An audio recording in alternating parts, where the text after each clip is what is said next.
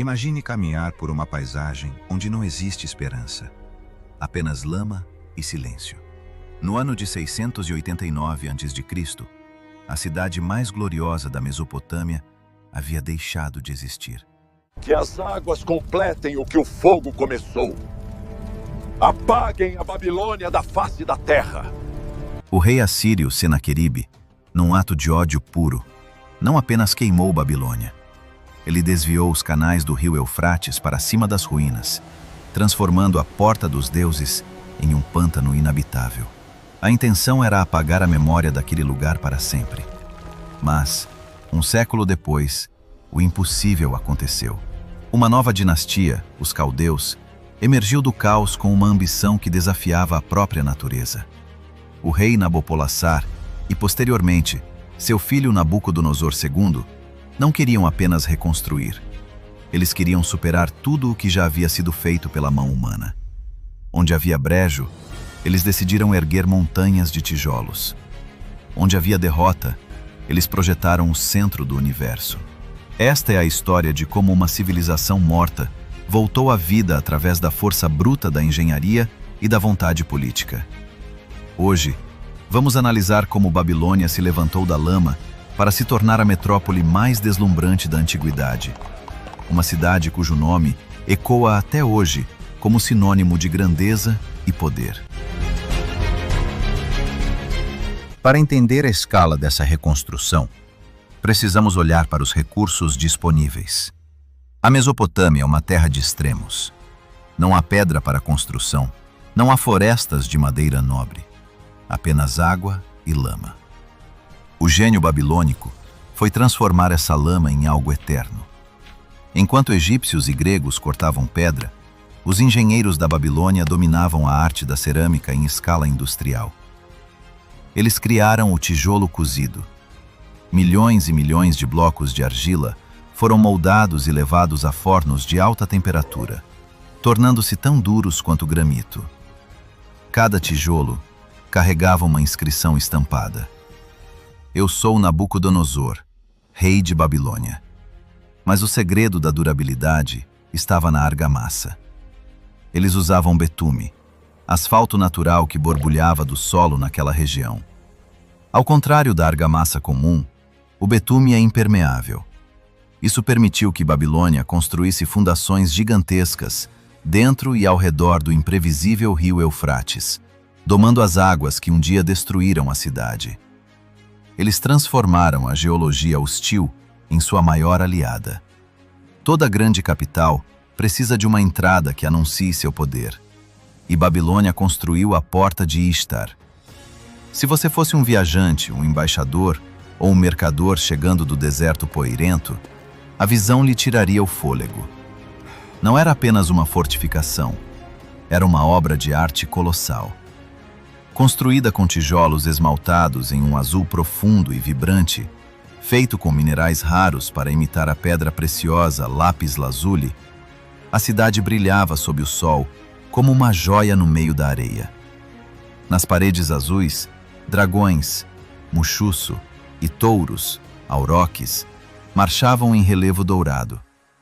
A complexidade técnica para moldar esses animais em tijolos, cozê-los separadamente e depois montá-los na parede sem erros de encaixe, exigia um domínio de planejamento que beirava a perfeição. Essa entrada levava à via processional, uma estrada larga pavimentada com lajes de calcário e brecha vermelha. Era o palco para o Festival de Akito, o Ano Novo, onde a cidade exibia sua riqueza e sua piedade, reafirmando que aquele lugar era o umbigo do mundo. A beleza protegia o interior, mas a força bruta protegia as fronteiras. Nabucodonosor sabia que a inveja dos vizinhos traria guerra, então ele construiu as muralhas triplas. Os historiadores gregos, como Heródoto, relataram com espanto que as muralhas eram tão largas que uma quadriga, carruagem com 4 cavalos, podia fazer a volta no topo delas em plena velocidade. A arqueologia confirma um sistema defensivo em camadas. Um fosso gigante alimentado pelo Eufrates, seguido por uma parede externa e uma parede interna maciça. Era uma máquina de guerra estática. O espaço entre os muros funcionava como uma zona de morte para qualquer exército que conseguisse romper a primeira barreira. Dentro dessa segurança, a cidade florescia com um planejamento urbano rigoroso. As ruas eram retas e cruzavam-se em ângulos perfeitos, uma organização que refletia a ordem cósmica que os babilônios tanto prezavam. Não era um labirinto medieval, era uma grade racional, projetada para a eficiência e o controle. No coração físico e espiritual da cidade, erguia-se o Etemenanque, o zigurate dedicado ao deus Marduk. Esta estrutura monumental traz a lembrança do relato bíblico da Torre de Babel. Seu nome significa Casa da Fundação do Céu e da Terra. Era uma montanha artificial de 7 andares, com cerca de 90 metros de altura. Cada nível era pintado de uma cor diferente, culminando em um templo de azulejos índigo no topo, onde se acreditava que o deus descia para repousar. Do ponto de vista da engenharia, construir algo dessa altura sobre solo aluvial macio é um desafio titânico. Eles usaram núcleos de tijolos crus para dar flexibilidade à estrutura e capas de tijolos cozidos para proteção, intercalados com camadas de esteiras de junco para evitar o deslizamento lateral. Ao lado, no complexo de Esagila, os sacerdotes astrônomos mapeavam o céu noturno. Foi ali, protegidos por essas paredes, que a humanidade começou a catalogar as estrelas com precisão matemática, criando a base da astronomia moderna. Mas o poder de Babilônia não era apenas pedra e guerra. Era também a capacidade de dobrar a natureza à vontade do rei. Aqui entra o mistério dos jardins suspensos, a única das 7 maravilhas cuja existência física ainda debatemos. A lenda diz que Nabucodonosor os construiu para sua esposa, Amites da Média, que sentia falta das montanhas verdes de sua terra natal. O desafio hidráulico era imenso. Como manter uma floresta viva no topo de um palácio, sob o sol escaldante do Iraque? Engenheiros especulam o uso de um parafuso de Arquimedes séculos antes de o próprio Arquimedes nascer, ou um sistema complexo de roldanas e baldes em cadeia para elevar a água do rio aos terraços superiores. Essa obra representa o ápice da engenharia ambiental antiga. Eles criaram um microclima artificial, usando a evaporação das plantas para resfriar os palácios reais. Babilônia provava que o homem podia criar o paraíso no meio do deserto. Apesar de suas muralhas impenetráveis, Babilônia caiu em 539 a.C., não por força, mas por astúcia. Ciro, o Grande, da Pérsia, desviou o curso do Eufrates rio acima, baixando o nível da água que fluía sob as muralhas, permitindo que suas tropas marchassem pelo leito do rio durante a noite. A cidade foi capturada quase sem luta, enquanto a elite babilônica celebrava um festival. O império político acabou ali. Contudo, a cultura babilônica sobreviveu aos conquistadores.